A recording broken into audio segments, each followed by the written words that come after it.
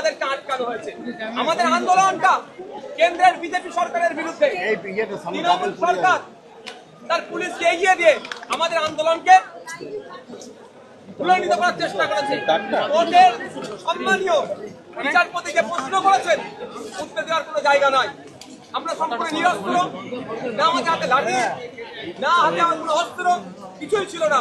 আমরা আমাদের বসতে দেওয়া হচ্ছে না। আমার মাদ্রাসা মসজিদের জায়গা কেড়ে নেওয়া হচ্ছে। আমার অরিজিনাল আমি এসসি সমাজের মানুষ, আমার পরিবর্তে অন্যদেরকে সার্টিফিকেট দিচ্ছে।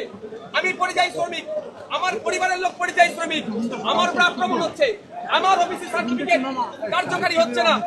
আমাকে এসআইআর নামে ডিমোটার করতে পারে। যখন আমি আতঙ্কিত, আমি একটু কাঁদতে চাই, অন্যান্য মঞ্চে বসে আমি একটু কাঁদতে চাই।